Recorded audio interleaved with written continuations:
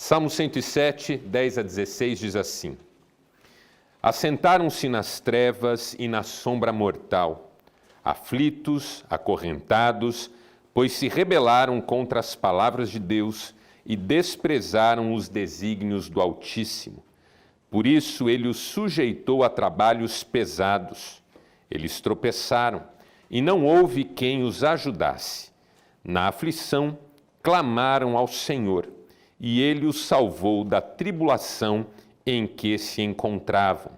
Ele os tirou das trevas e da sombra mortal, e quebrou as correntes que os prendiam. Que deem graças ao Senhor, por seu amor e maravilhas em favor dos homens, porque despedaçou as portas de bronze e rompeu as trancas de ferro. Até aqui. Zé, acende essa luz para mim aqui, ó, por gentileza.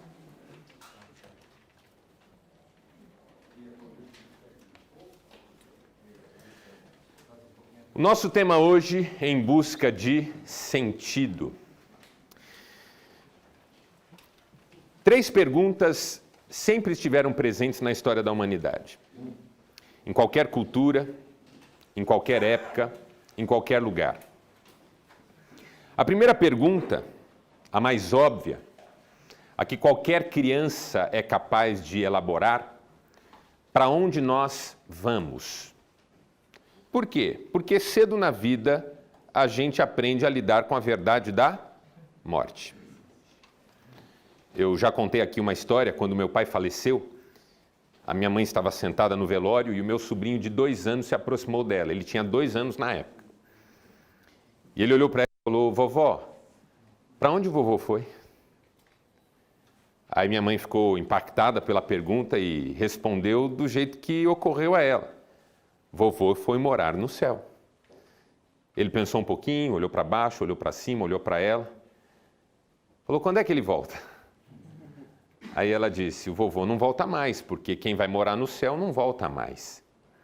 Aí ele pensou um pouquinho, olhou para baixo, olhou para cima, olhou para ela e perguntou: o vovô não gostava de morar aqui com a gente? Aí ela não aguentou, desabou em choro. Mas note, uma criança de 2 anos. Para onde nós vamos? Quando essa vida acaba, o que é que acontece com a gente? Em todo lugar, em todas as épocas, qualquer cultura, as pessoas se fizeram essa pergunta. Aí vem a segunda, que é decorrente da primeira. De onde nós viemos? Porque quem sabe, se nós descobrirmos de onde viemos, descobriremos para onde voltaremos. Talvez não seja um ir, talvez seja um voltar. A Bíblia sugere isso no livro do Eclesiastes, por exemplo, quando diz que do pó viemos, ao pó voltaremos, e o nosso Espírito de Deus veio e a Deus voltará. Então, talvez, se nós descobrirmos de onde viemos, descobramos também para onde vamos. E a terceira pergunta, que nasce das 2 primeiras: o que é que nós estamos fazendo aqui? Porque se eu vim de um lugar para onde voltarei, por que vim? Vamos imaginar que você estivesse em casa antes de vir para cá e vai voltar para casa depois daqui. Por que veio? Porque você tinha uma razão, um propósito, um objetivo. Quando a gente fala da vida, a pergunta é: qual o sentido da vida? Por que é que nós estamos aqui? O que é que faz a vida valer? Porque essa é a nossa correria diária. É por isso que a gente acorda cedo, dorme tarde, come um pão penoso, como diz o Salmo 127. Porque nós queremos fazer a vida valer. Ninguém quer simplesmente passar pela vida. Ninguém quer simplesmente absorver uma rotina repetitiva e viver com ela até o fim. Cada um quer marcar essa passagem de algum modo. Fazer acontecer alguma coisa relevante. Entender a razão de estar aqui. Porque vamos dizer que a Bíblia Sagrada esteja certa. E aqui seja o palco para tomarmos todas as decisões que têm a ver com a eternidade. É muito arriscado deixar para pensar nisso na última hora. Porque a última hora pode nem dar a chance de se pensar nisso. Até porque ninguém sabe qual será a última hora. Qual que será o seu último dia nessa terra? Ninguém sabe. É claro que ninguém gosta de falar sobre isso. Nem eu gosto. É um assunto constrangedor, é um assunto que incomoda. Nós gostamos de pensar que vamos viver para sempre. Eu gosto de repetir uma história, eu já devo ter contado para quem é mais antigo aqui de Encontro de Homens, de uma vez que eu estava no final de um culto numa igreja onde eu fui pregar, e as pessoas me cumprimentando, e de repente chegou um senhor e falou assim: pastor, pode fazer um pedido de oração? Eu falei: pode. Coloque lá nas suas orações a minha avó, porque ela está internada aqui na Santa Casa da cidade e foi desenganada pelos médicos. Aí eu falei: claro, qual o nome de sua avó? Ele me falou o nome da avó e saiu. Mas no que ele saiu, O cara não era novinho assim de tudo. Sei lá, Zé Carlos pra cima. Eu chamei ele de volta e falei: escuta, só um minuto. Por gentileza, quantos anos tem a senhora, sua avó? Ele falou: minha avó tem 96. Eu falei: beleza, vou orar pela sua avó. Claro, orei pela avó, nunca mais soube o que aconteceu. Mas fiquei com aquela expressão que ele usou: ore pela minha avó, porque ela está internada e foi desenganada pelos médicos. O que é desenganar alguém? Desenganar alguém é tirar do engano. A pessoa está enganada, você vai lá e a tira do engano, você a desengana. Pergunta: sobre o que estava enganada uma senhora de 96 anos? Tipo, vou viver para sempre. Aí vem um médico só porque estudou um pouquinho e fala: não vai não. É o nível do nosso constrangimento. Mas passada essa impressão ruim inicial, tirado de lado esse mal-estar inicial, o pensamento é dos mais importantes que nós temos na vida. Um dia nós não estaremos mais aqui. O que é que isso significa? E uma coisa que nós vamos conversar hoje é essa busca de sentido, e a questão do sentido da vida é uma questão chave para a luta contra a ansiedade. Por quê? Porque dentre as razões da ansiedade está o fato de nós não sabermos o que é a vida. Por que é que nós estamos aqui? Imagine que você acorda de manhã num lugar estranho, que você não reconhece numa primeira olhada. Aí você levanta, anda, não reconhece ninguém, as pessoas falam uma língua que você desconhece. Aí alguém fala assim: eu já vivi isso, a última ressaca minha foi desse jeito. Imagine que você está num lugar que você não entende o que é, não entende o que está acontecendo, não entende como você chegou ali, o nível de ansiedade que cresce no seu coração. Meu Deus, como é que eu vim parar aqui? Meu Deus, o que eu estou fazendo aqui? Meu Deus, que gente é essa? A ansiedade cresce à medida em que você ignora o que está acontecendo com você. Guardadas as devidas diferenças, a vida é a mesma coisa. Quem não sabe a que veio e por que está aqui, sofre de uma ansiedade muitas vezes silenciosa. A distração da vida, o corre-corre, até ajuda a não pensar nisso, mas é inevitável, cabeça no travesseiro, que os pensamentos assaltem. O que eu estou fazendo da minha vida? O que eu estou fazendo aqui? O que isso significa? Então, a busca pelo sentido da vida está intimamente relacionada à questão da ansiedade. E o seu contrário também, que é o vazio existencial. Porque quem não sabe o sentido da vida, vive o quê? Um vazio existencial. E o vazio existencial é fator gerador de ansiedade. Por que é fator gerador de ansiedade? Porque à medida em que eu me sinto vazio, eu fico ansioso por algo que me preenche. E quanto mais a ansiedade cresce, mais cresce o vazio. Porque uma coisa que eu aprendi nessa vida foi: tudo que cresce a ponto de ocupar todos os espaços reduz tudo mais a nada. E eu vou explicar isso. Imagina essa sala aqui, eu já usei essa ilustração, mas ela é fundamental. Nós estamos vendo uns aos outros, certo? Estamos vendo cada rosto, cada detalhe, cada roupa, as poltronas, esse espaço. Dentre outras razões, porque cada detalhe nessa sala tem uma cor, um brilho, um contraste. Você vê por contraste.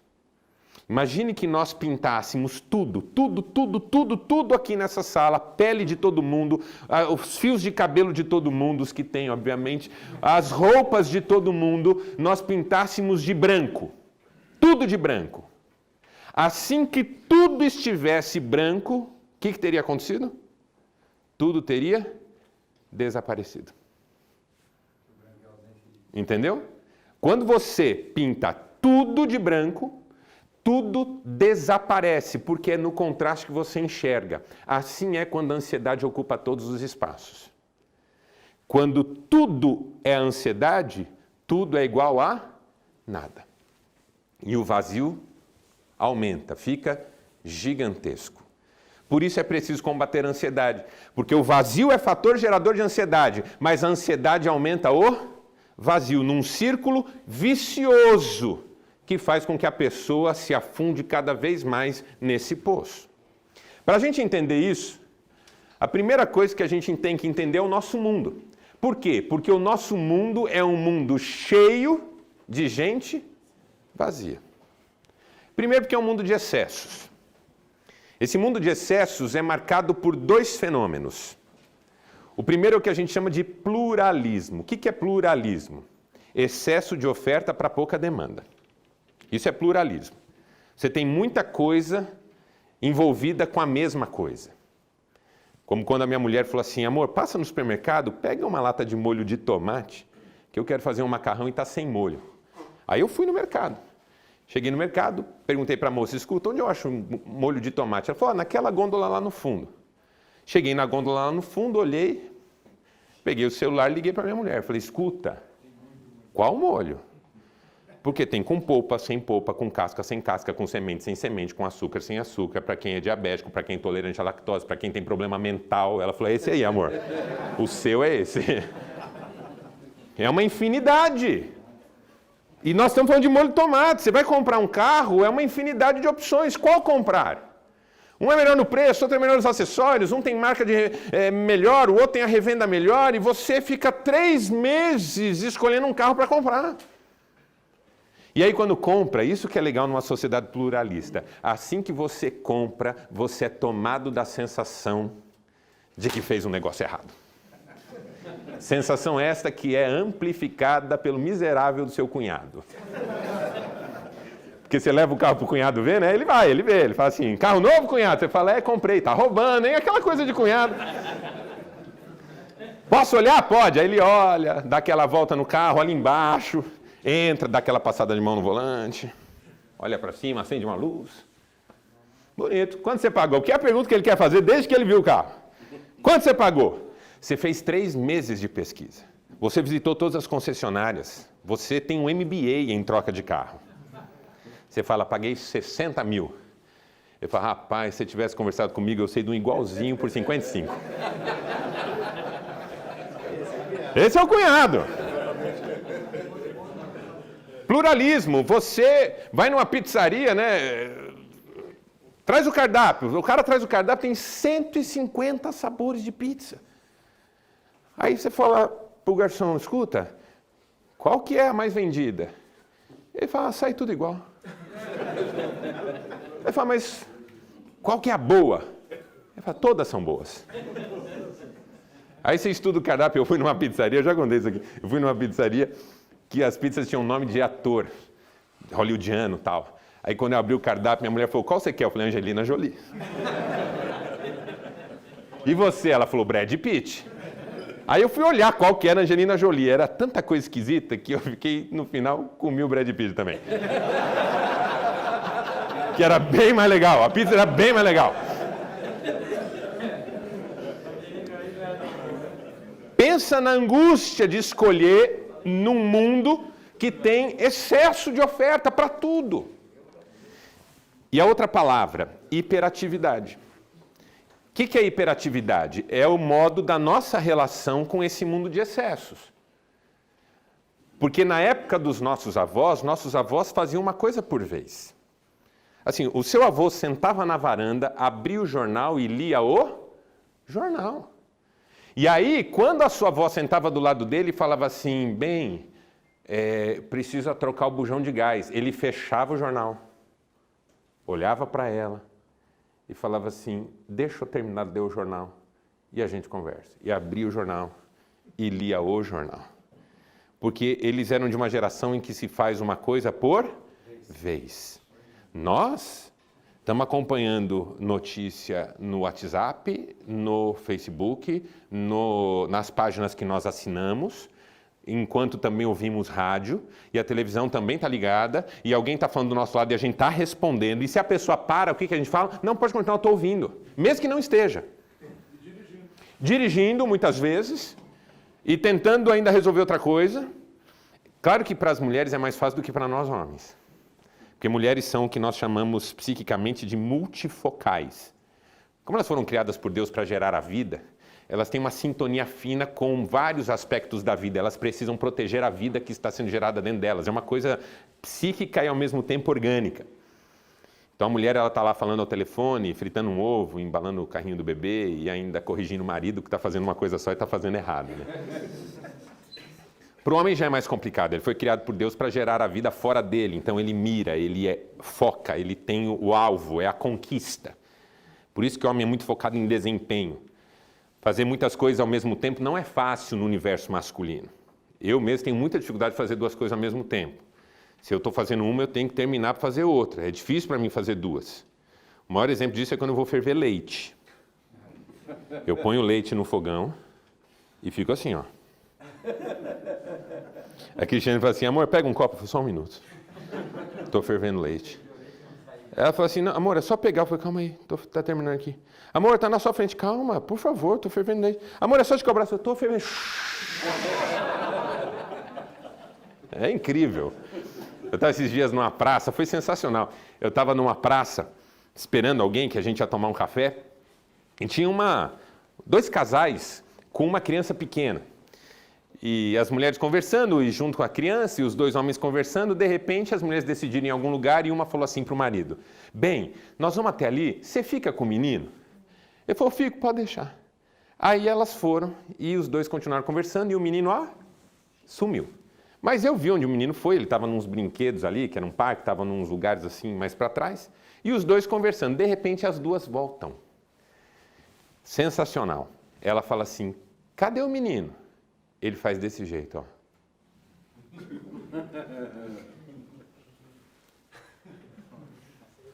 Estava aqui agora mesmo. Ela falou, eu sei que tá, fui eu que deixei. Aí eu falei, tá ali. Ela, obrigado, mas saiu brava com ele. Ele só tinha uma tarefa. E falhou. Por quê? Porque ele foi fazer outra. Mas mesmo nós, homens, somos desafiados a fazer nesse mundo várias coisas ao mesmo tempo. No trabalho, você que está muito tempo no mesmo ramo, lembra que no seu ramo tinha 5 fazendo o que você faz hoje sozinho? E esse negócio do WhatsApp, né? Antigamente tinha horário de trabalho, hoje não tem mais, porque hoje você acabou de chegar em casa e já tem o WhatsApp do seu chefe. E aí, responde ou não responde? Visualiza ou não visualiza? Correria. O tempo todo nós estamos correndo, fazendo várias coisas ao mesmo tempo, respondendo mensagem, dirigindo. Loucura total. Mundo de excessos. Segundo, mundo de urgências. Porque tudo é para ontem. Qual que é a palavra-chave aqui? Imediatismo. Por que o celular hoje é fator gerador de ansiedade? Porque ele sugere que tudo que está acontecendo no imediato é importante e você não pode perder. Antigamente, o que gerava ansiedade nesse sentido para nós era a televisão. Lembra quando você pôs TV a cabo pela primeira vez na sua casa? 150 canais, alguém disse. 150 canais. E você falou, nossa, isso só serve para você rodar de um em um durante 10, 15 minutos. E chegar no final não tem nada. Mas o que você faz assim que chega no final?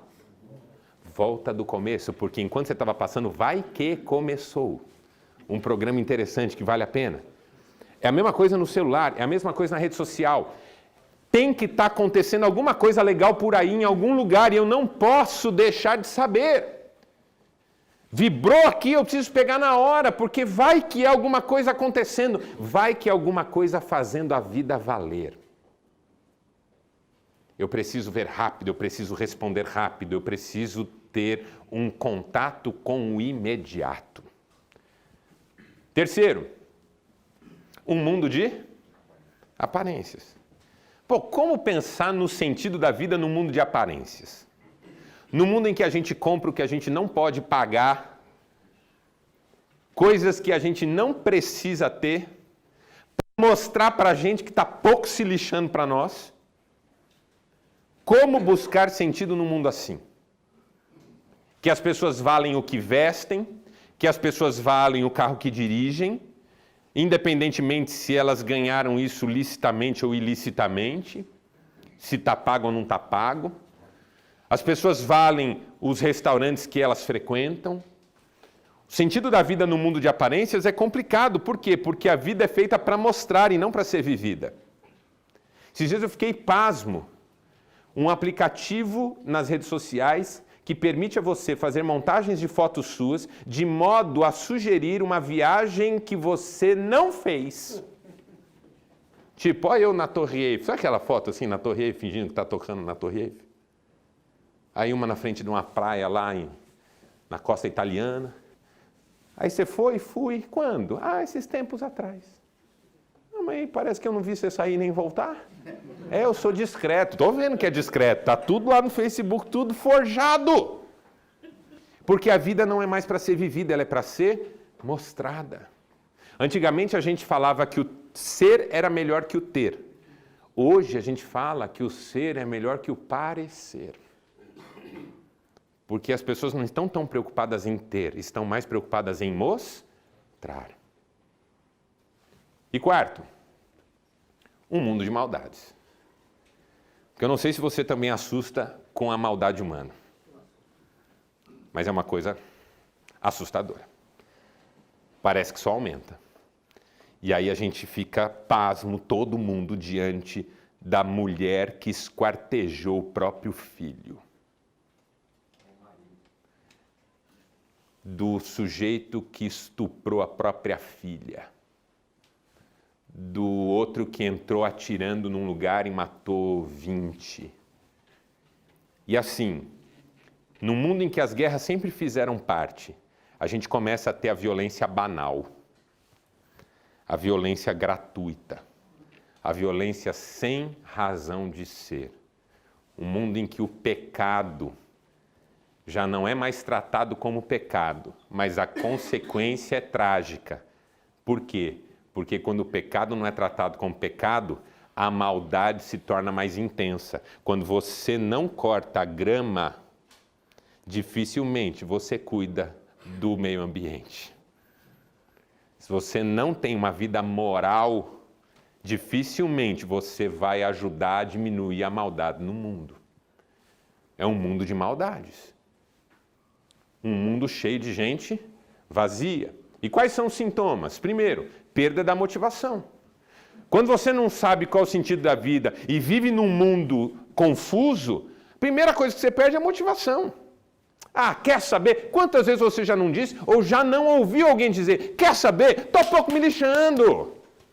Quer saber? Não vale a pena. Eu fico aqui me esforçando, eu fico aqui tentando e nada dá certo para mim, o outro lá faz tudo errado e parece dar tudo certo para ele. Eu também quero que tudo se exploda. Quantas vezes a gente já não ouviu isso? A gente perde a motivação. Quando não tem sentido a vida, a gente começa a se desinteressar por tudo. Outra coisa que a gente perde, a satisfação. Porque a gente corre. Conquista. Eu disse que o desejo, aliás, eu disse não, essa frase é de Schopenhauer. Schopenhauer disse que o desejo nos envergonha de duas maneiras. Primeiro, quando ele não é possível para nós de ser realizado. E segundo, quando ele é realizado e logo dá lugar a um outro desejo. Agora eu digo que tem uma outra forma do desejo nos envergonhar.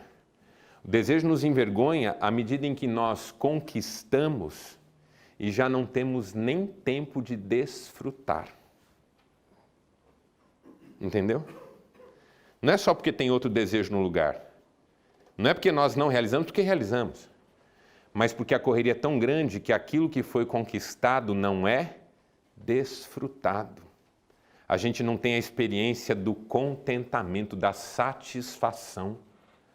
Poxa, você ganhou uma promoção, mas primeiro ato pós-promoção é reunião. E na reunião já vem tudo que essa promoção significa em termos de meta mais alta, exigências mais altas, horário mais pesado, e você fala, meu Deus, isso é uma bênção ou é uma maldição? A gente não tem tempo de desfrutar a vida. Numa vida sem sentido, a gente não curte as coisas, a gente só vai jogando no porta-mala. Outra coisa, perda do foco. Foco não é uma questão hoje de treinamento, de formação. Foco é uma questão de atenção. No mundo de excessos, no mundo de aparências, no mundo de maldades, onde apontar o foco? E se eu não sei o sentido da vida, qual a chance de eu abraçar o foco errado? Sabe por que a gente abraça muitos focos? Dentre outras razões, pelo medo de abraçar um só e ser o errado. Porque isso também é fator gerador de ansiedade. E se eu me dedicar a vida inteira em alguma coisa que no final se mostre menos importante do que outras?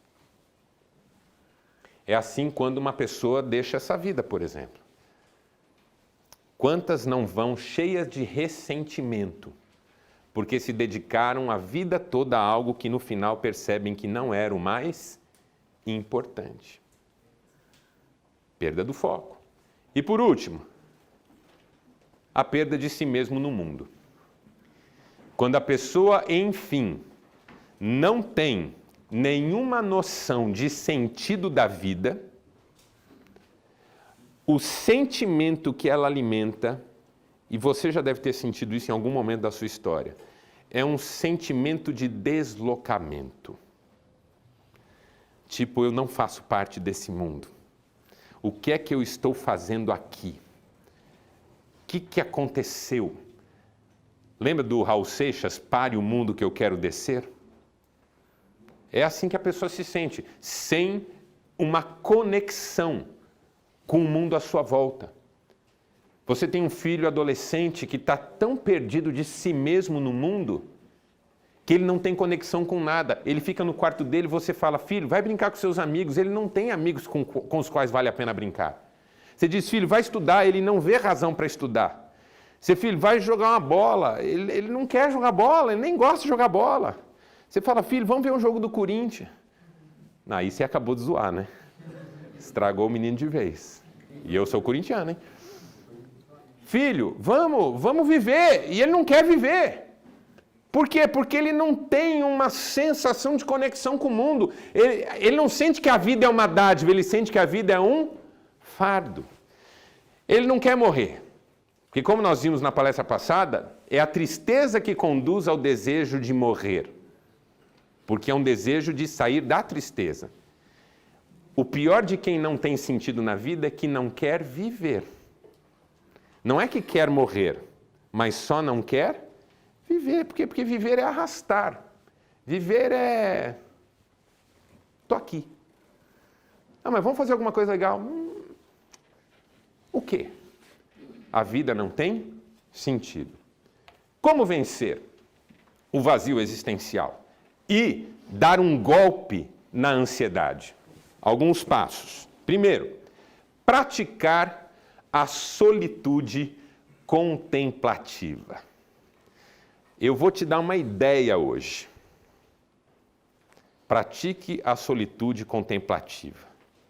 Tem gente que pesca. Eu detesto. Mas para quem gosta é um exercício maravilhoso. Eu gosto de leitura. E eu gosto de leitura em lugar tranquilo. Às vezes gosto de colocar uma música bem suave. Vou ler um livro.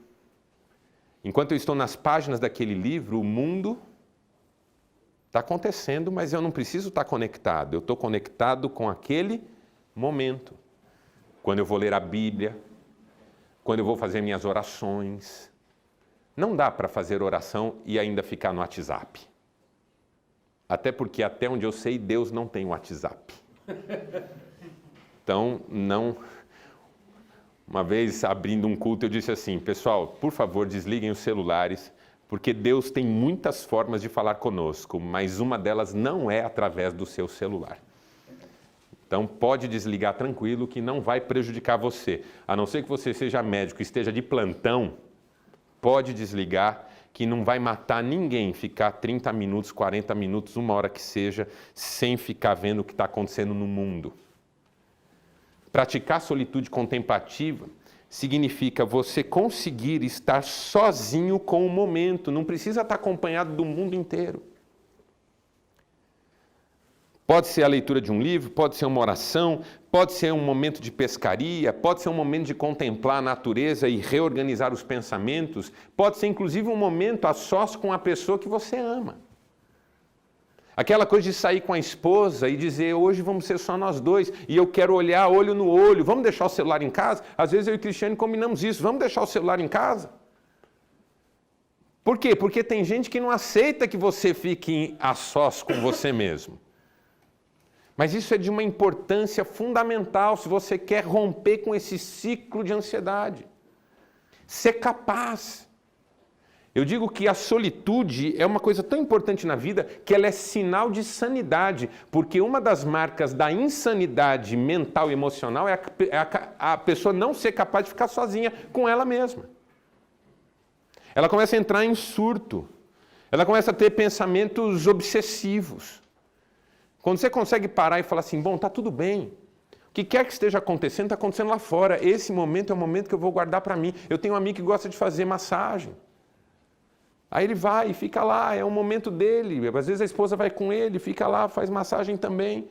Momento de relaxar num mundo em que a gente só corre. Num mundo em que a gente só faz uma coisa em cima da outra. Praticar a solitude contemplativa. Por que contemplativa? Porque é preciso pôr o foco no momento. Um momento que não merece o seu foco também não merece ser vivido, entende isso? Se eu sair com a minha mulher para jantar com ela e ela não merece que eu desligue o celular e converse com ela, a gente nem precisava ter ido jantar. Comida a gente pode pedir em casa. Contemplar o momento, curtir o momento, se alegrar com o momento, desfrutar o momento. Segundo, repensar suas rotinas e prioridades. Porque assim, tem coisa que a gente precisa tirar da nossa vida, vamos falar a verdade? Não agrega valor, não ajuda em nada, só faz com que a correria fique mais intensa. Pô, tem coisa que a gente não precisa. Já tem coisa que é fundamental e que às vezes está ficando de lado. Seu filho é prioridade, mas ele está crescendo e você não está vendo. Talvez precise repensar rotinas e prioridades. Tem sempre alguma coisa na minha rotina que eu posso mudar. Uma coisa que recentemente eu e Cristiane decidimos em casa é assistir nada de televisão. Rapaz, pensa um negócio que para de fazer falta rápido. Se você deixa uma série atrás da outra, é um telejornal atrás do outro, todos os programas esportivos possíveis, aí você vai eliminando essas coisas, quando você vê, te sobra mais tempo. Tipo assim, ó, faz diferença saber se o time ganhou ou não ganhou? Você nem viu o jogo. Ah, mas é para esfregar na cara do meu colega. Mas, cara, vocês fazem isso desde os 12 anos, já não encheu, não? Tipo assim, ah, meu time é melhor que o seu, porque ele tem 38 campeonatos estadual. E o seu só tem 37. Tipo, já não encheu, não, esse negócio de fazer de uma torcida o assunto da vida. Tem coisas mais importantes. A gente só precisa saber quais são aquelas que realmente são importantes para nós. Terceiro, hoje eu mostrei essa palestra para minha mulher, né? Que a minha mulher me ajuda a falar assim: isso aqui você não fala não, que isso aqui é bobagem. A hora que eu mostrei esse terceiro ponto, ela falou assim: ai, tira isso aí. Falei, não, isso aqui é importante na minha palestra hoje. Pensar na morte com otimismo. Veja, não é querer morrer, mas é pensar na morte com otimismo. Isso significa duas coisas. Primeiro, a morte é uma verdade. Então, ficar pensando mal em relação a ela ou não querer pensar nela é só uma bobagem, que não significa nada na prática, porque quando a hora chegar, chegou. E segundo, que eu preciso pensar hoje como eu quero estar quando essa hora chegar. Porque a hora que eu decidir que tipo de homem eu quero ser quando a morte vier me buscar, eu tenho que ser esse homem hoje. Porque eu não sei quando ela vem. A questão mais importante da vida é: como você quer deixar esse mundo? Porque como você chegou, você já sabe. Como você viveu até aqui, você sabe. Mas como você quer partir? Como você quer ser lembrado? Você já pensou na frase que você gostaria que estivesse lá na sua lápide? O epitáfio. O epitáfio, o que é o epitáfio? É a frase que diz como foi a sua vida. Perguntaram para o Oscar Schmidt num programa de... O que você quer que esteja escrito na sua lápide? Aí ele respondeu que eu treinei mais do que todo mundo. Todos os dias da minha vida. Achei legal isso, embora não é isso que eu quero que esteja escrito na minha. Né? O que ele estava querendo dizer é o seguinte: não cheguei onde eu cheguei de graça. Paguei um preço. Paguei um preço. O que você gostaria que tivesse escrito? Porque assim, ó, eu gostaria que escrevessem na minha lápide: homem de Deus. Foi isso que eu fui. Um homem de Deus. Mas aí a pergunta é: como que eu tenho que viver para que isso possa ser escrito? Porque não sou eu que vou escrever. Você pode até deixar a sua pronta, mas dependendo do hipócrita que você foi, assim que você morrer, seus filhos quebram. Não vão usar. Entendeu? Por quê? Porque a questão não é o que você quer dizer a seu respeito, é o que os outros vão poder dizer a seu respeito. Pensar na morte com otimismo é viver a vida de tal maneira que quando ela chegar, não seja uma tragédia, uma desgraça completa. E finalmente, buscar uma espiritualidade saudável. Porque assim, ó, não há sentido para a vida na ciência. Por mais que a ciência avance, ela nunca vai dizer para você por quê. Ela vai dizer como. Ela vai dizer, ó, como você apareceu na Terra, como aconteceu tudo, como que a vida funciona, como serão as coisas daqui para frente, com base nos padrões que foram se repetindo e se consolidando. A ciência tem respostas para perguntas imanentes, não para perguntas transcendentes. E tem uma coisa aí no seu peito que a ciência não sabe explicar. E nunca saberá. Porque não há correspondência no mundo natural, que é a pergunta pela eternidade. Isso é uma coisa que está na gente. Você põe a cabeça no travesseiro e em alguma noite na vida você pensa: se eu morrer agora, o que é que vai ser de mim? E você pergunta isso com o desejo de que haja algo, de que você não seja efêmero. Uma vez um escritor nacional, numa crônica publicada num jornal, disse assim: eu não tenho medo da morte, eu tenho medo do efêmero. Eu não tenho medo de morrer, eu tenho medo de não ter significado nada. É disso que eu tenho medo. Pensar na morte com otimismo leva a buscar uma espiritualidade saudável. Uma espiritualidade que traga sentido, significado, que nos ajude a entender por que é que nós estamos aqui. Porque nós já sabemos de onde viemos e já sabemos que não vamos ficar. A pergunta é: o que é que faz essa vida valer?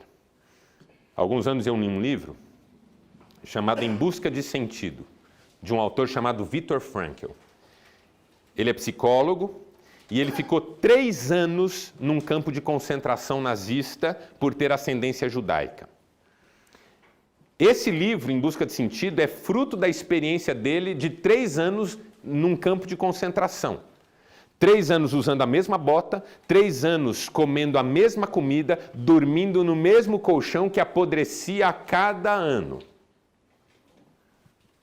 Nesse livro, você encontra essa frase: a liberdade interior do ser humano, a qual não se lhe pode tirar. Você pode prender uma pessoa, a vida física dela, mas não pode prender a alma dela. Permite-lhe até o último suspiro configurar a sua vida de modo que tenha sentido. Pois não somente uma vida ativa tem sentido, em dando à pessoa a oportunidade de concretizar valores de forma criativa. Não há sentido apenas no gozo da vida, que permite à pessoa a realização na experiência do que é belo, na experiência da arte ou da natureza.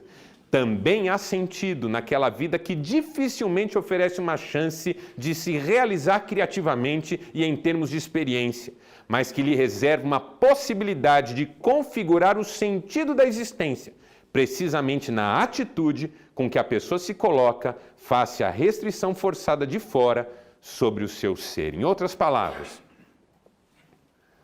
pode ser que você não realize tudo que o mundo diz que você tem que realizar. Pode ser que você não desfrute tudo aquilo que o mundo diz que você tem que desfrutar.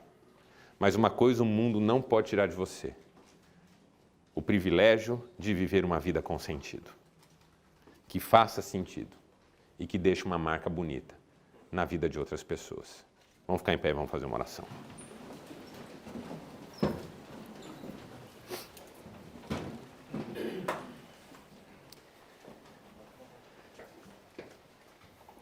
Pai, obrigado por essa noite em que pudemos pensar sobre um tema tão importante: o sentido da vida.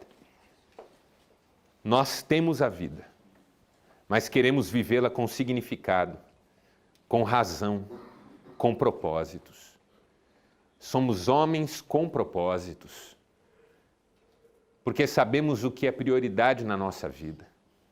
Sabemos quais são os grandes desafios da vida e queremos levá-los a sério. E queremos enfrentá-los com coragem. E queremos deixar uma marca que seja uma bênção na vida de quem hoje convive com a gente. Abençoa cada homem aqui, Pai.